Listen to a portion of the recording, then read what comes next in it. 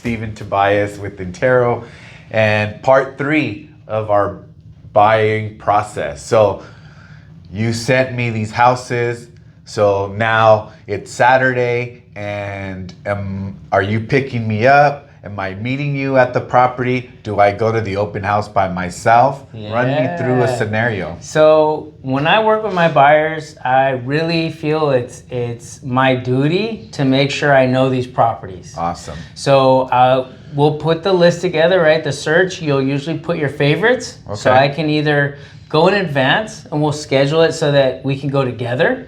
We'll map it out and we'll see what makes sense where to go.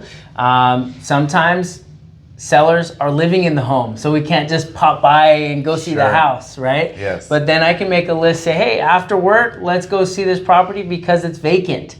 I can get in, I call the agent, ask him, hey, is it a good time to go, to make sure we're not there at the same time as maybe another buyer.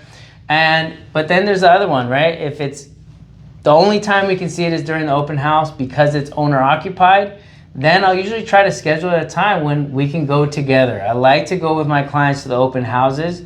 Obviously, if something comes up where you need to go by yourself, there's nothing wrong with that. Sure. But I find it really, I can ask some really good questions to the selling agent. I can look at the property. I can get some of the paperwork done that needs to get done ahead of time if it's a property you're serious about.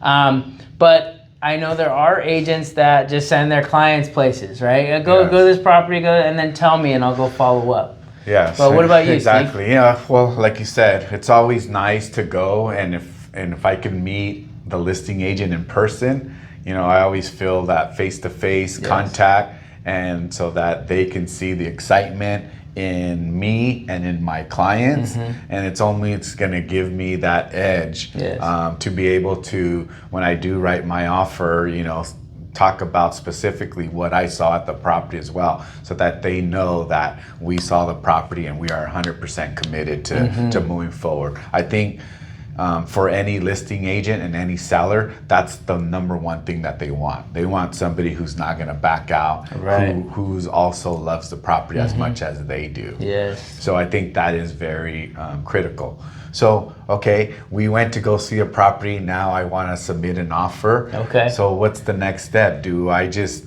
call the agent on the phone and tell him I want to write an offer? Yeah. What do we do? So I'm always like on your favorites list. Yes. As a buyer, you're sending me your favorites list. I'm calling every single one of those listing agents because we don't know if we go to open house, we don't know if that's a listing agent or just an agent at their brokerage or a friend of theirs, right?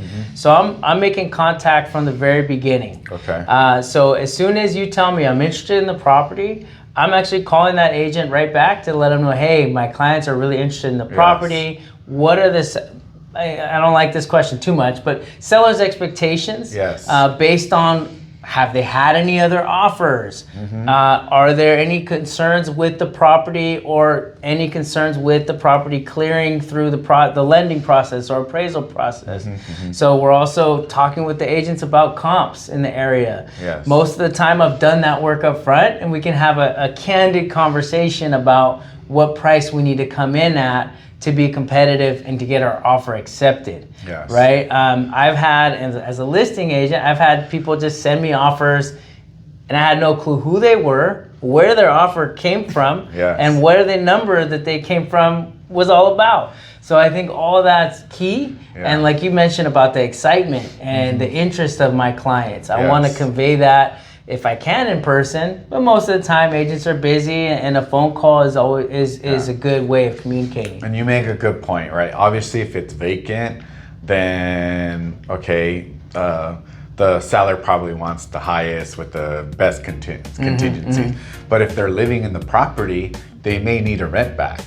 So that might be something that we can sweeten the deal by giving a free rent back, and the seller's gonna really love that, and that's gonna give you the advantage to win and get that house, right? Or they may be looking for something different. We don't know. Right.